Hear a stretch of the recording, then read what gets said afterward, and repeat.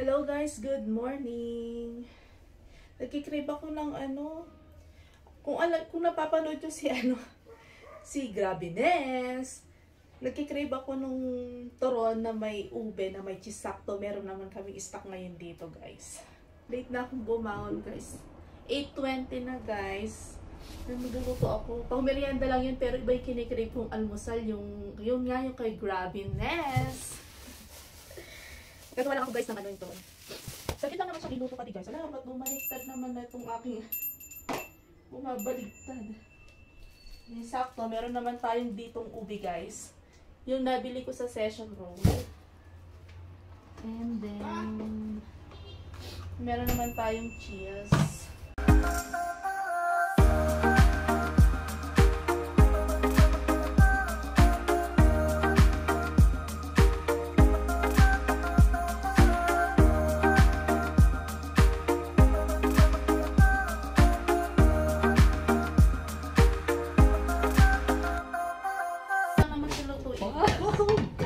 Bagong template. Uy, wag kang may. Ay, ganun. Ang tigas gusto. Nagpa-vlog ako nga. Masaya si Papa Jun. Masaya yung bossing namin na. Shout out nga pala kay Ate Lala. Ate Lala, halika na dito. Mag-vlog na tayo.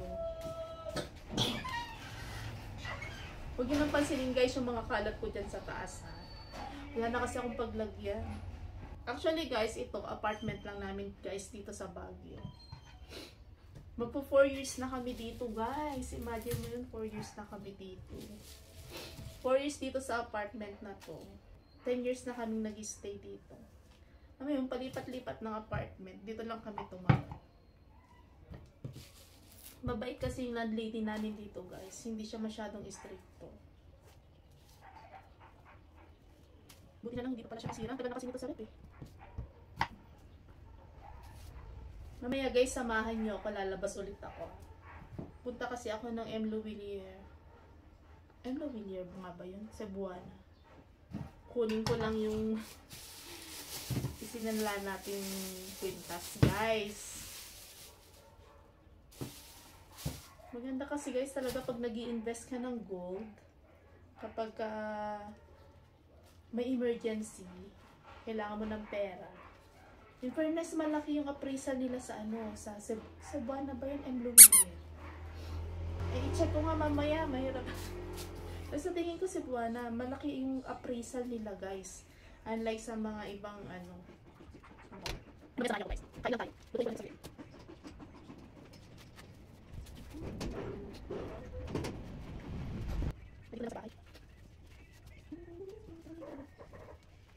Ay, anyway guys, sana nagtatanong kung saan ko nabili yung aking brilliant na lipstick. May nag-message kasi sa akin guys na ang ganda daw. Lalagay ko na lang sa link guys ha. At saka yung sa hindi pa nakakaalam at laging tinatanong kung ano yung ginagamit kong false eyelashes. Ilalagay ko ulit sa link guys.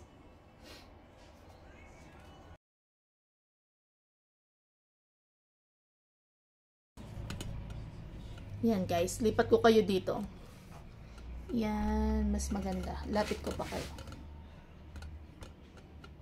Yan. Kikita nyo ba ako guys? Ang sarap.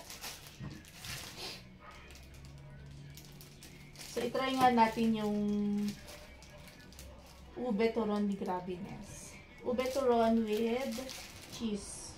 Ang galing din ng batang yun, Ilang taon pa lang, pero ang dami niya na rin naipundar. Talaga pagka may pangarap pa talaga sa buhay, lahat gagawin mo, guys. Katiin ko sa gitna para marami tayong mailagay. Kasi marami itong ating banana. 2, 4, 6, 8, 10, 2, 4, 6, 8.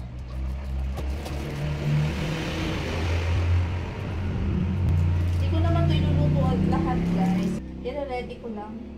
Yung kakainin ko lang ngayong umaga yung iluluto ko din. Pagdating ng mga estudyante ko, iluluto ko na yung iba. Pagdating na lang nila. Hirap. Papuntungan muna ito.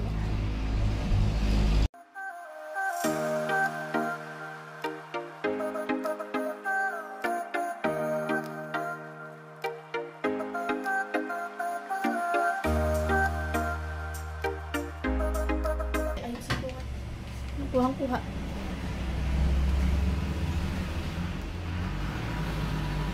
Ayan.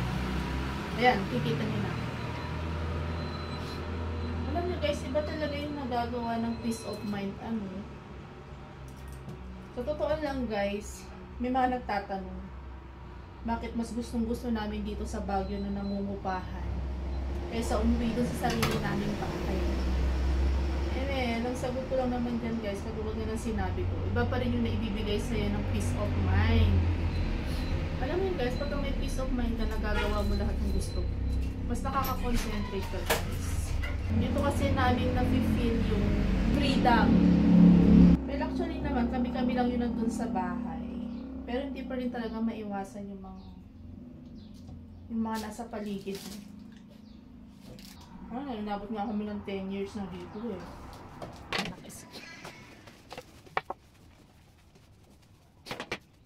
Nalagyan ko lang siguro guys ng konting asukal. Konti lang. Yun, okay na yan.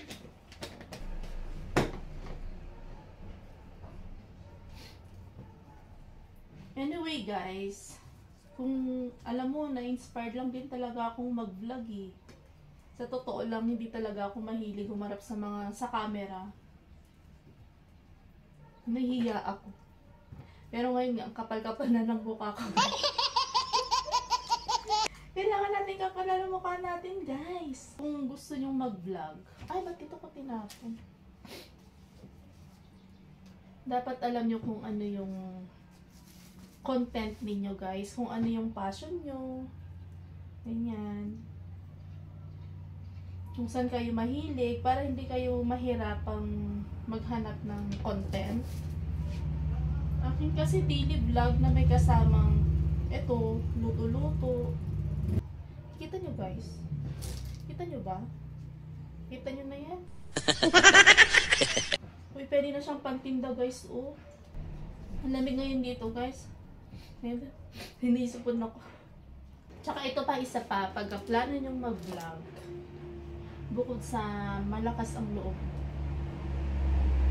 kailangan dapat talaga matuto ka munang mawalan ng pake or deadma.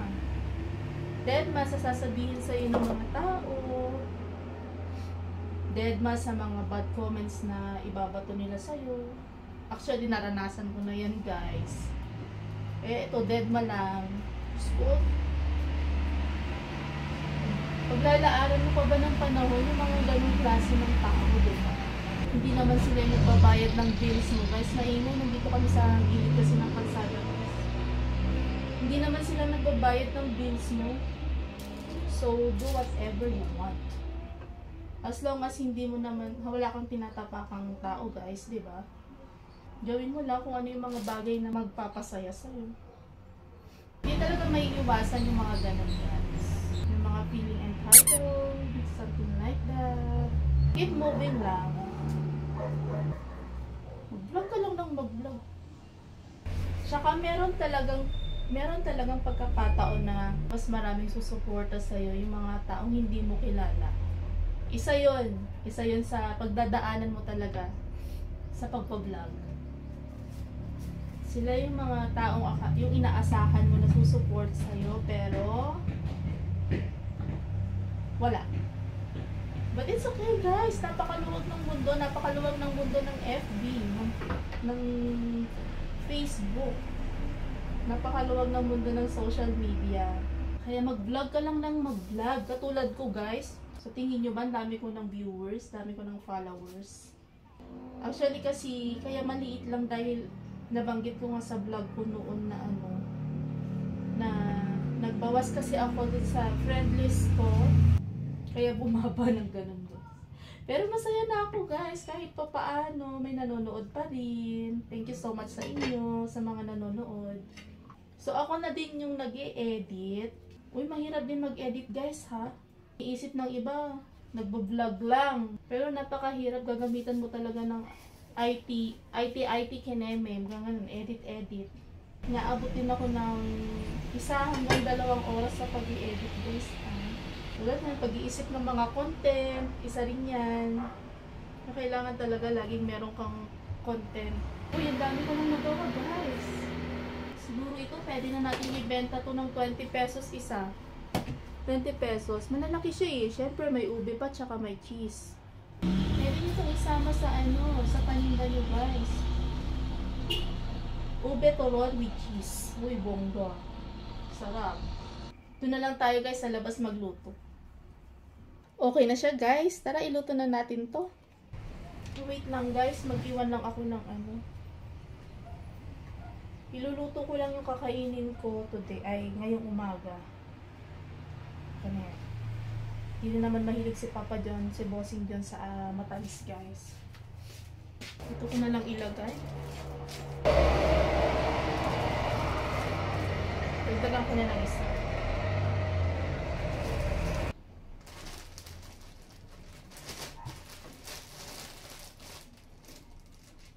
Okay na. Lagay ko lang sa ref guys. Narinig ko yan. Dito ko na lang sa ref nilagay guys. Hinaya ko na ayusin yan. Tara guys, sa labas. Ang ganda ng weather ngayon guys. Oh. Tirik na tirik yung araw. Ayan guys, habang pinapainit natin yung kawali. Diba? Ang ganda ng ang ganda ng weather ngayon guys. Ang ganda-ganda. Tara guys, signan natin baka mainit na. Ito yung lutuan ko dito guys. Ay! Diba may pa-view? Medyo mainit na guys. Yan guys, pwede na to. Try natin. Yun, okay na. Kikita nyo ba guys?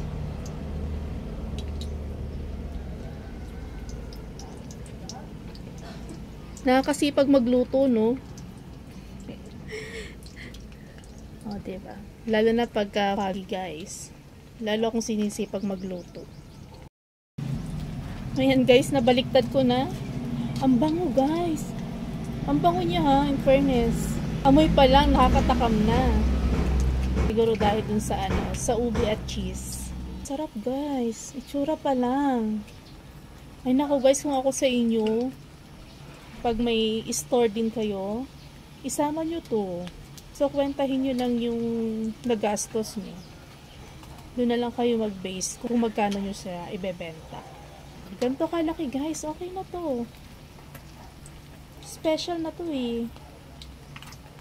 Kahit 20 pesos to or 25 pesos may bibili dito. Para mas makamura kayo guys, kahit kayo na lang yung magluto ng ube. Madali lang naman yan guys kung wala kayong makitang ube. Yung gawin nyo, yung kamote na violet. Or kung walang violet, yung yellow, pwede naman. Gumamit na lang kayo ng yung ube flavor. And then yung condensed milk na ube din. Kasi yun yung ginagawa ko guys. Kung mapapanood nyo yung mga vlog ko. Ayun yung ginagamit ko. Actually, meron akong naka-upload ngayon na ube flan. Mas makakamura kayo guys. Kaysa sa bibili kayo, diba? Luto na siya, guys. Pwede na to. Ang sarap niya. Kain ka na. Sarap. Alam ko ba nagkape ka na?